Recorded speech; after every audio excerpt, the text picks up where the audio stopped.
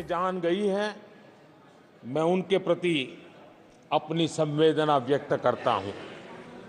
मैं सभी घायलों के जल्द से जल्द ठीक होने की कामना करता हूं। राज्य सरकार की देखरेख में प्रशासन राहत और बचाव कार्य में जुटा हुआ है।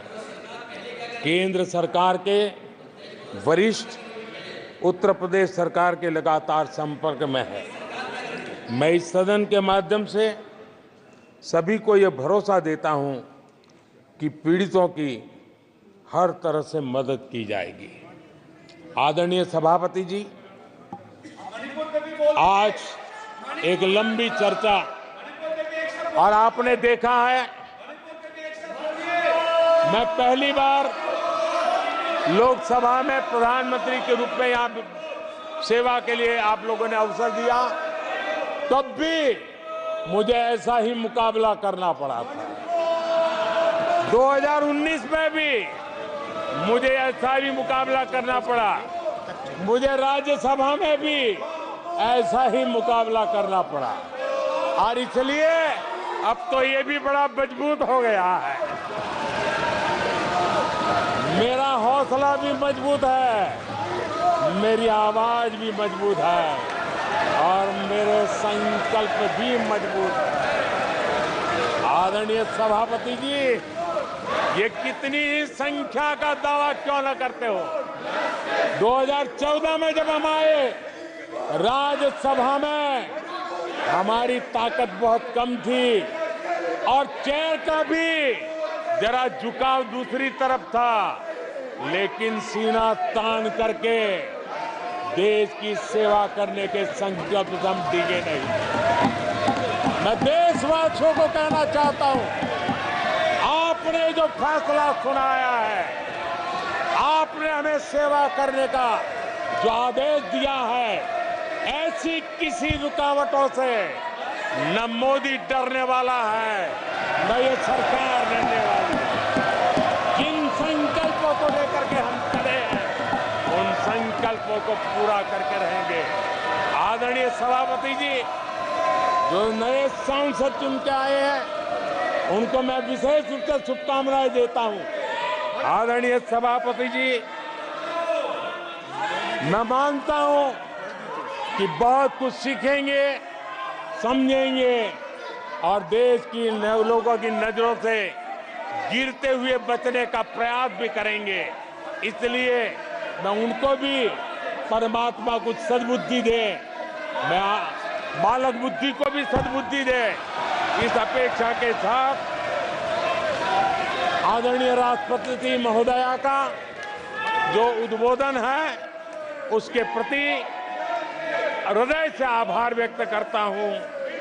और आपको भी अध्यक्ष जी, आपने मुझे समय दिया, विस्तार से मुझे बात बताने का मौका दिया और किसी का कोलाहल सत्य की आवाज को दबा नहीं सकता। सत्य ऐसे प्रयासों से भी दबता नहीं है और झूठ को कोई जड़ें नहीं होती है।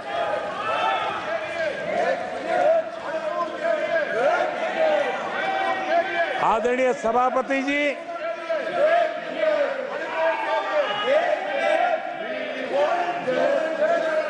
जिन लोगों को अवसर नहीं दिया, वो उनकी पार्टी की जिम्मेवारी है, वो आगे से अपने सांसदों का ध्यान रखेंगे, ये मैं अपेक्षा करता हूं। आदरणीय सभापति जी, मैं इस सदन का भी धन्यवाद करते हुए, मुझे बहुत आनंद आया, आज बहुत आनंद आया। सत्य की ताकत क्या होती है, वो आज मैंने जी करके देखा है। सत्य का सामर्थ्य क्या होता है, उसको मैंने आज उसका साक्षात्कार किया। और इसलिए सभापति जी, मैं आपका हृदय से आभार व्यक्त करता हूं। बहुत बहुत धन्यवाद।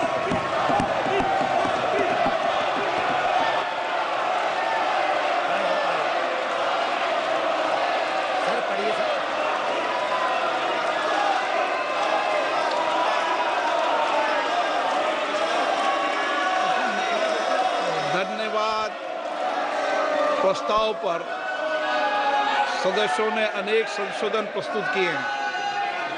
अब मैं सभी संशोधनों को एक साथ सभा में मतदान के लिए रखता हूं।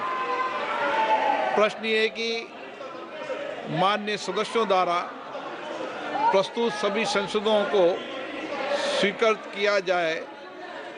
जो सदस्य इसके पक्ष में हाँ कहें, जो सदस्य विरोध में ना कहें। मेरे विचार में निर्णय ना वालों के पक्ष में हुआ, ना वालों के पक्ष हुआ, संशोधन अस्वीकृत हुए।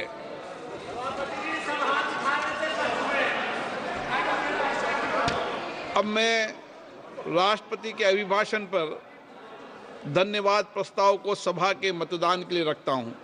प्रश्न ये है कि महामहिम राष्ट्रपति जी की सेवा में निम्नलिखित शब्दों में एक समावेदन प्रस्तुत किया जाए कि इस सत्र में समवेत लोकसभा के सदस्य महामहिम राष्ट्रपति जी के उस भाषण के लिए जो उन्होंने 27 जून 2024 को एक साथ समवेत संसद की दोनों सभाओं के समक्ष देने की कृपा की, उनके अत्यंत आभारी हैं।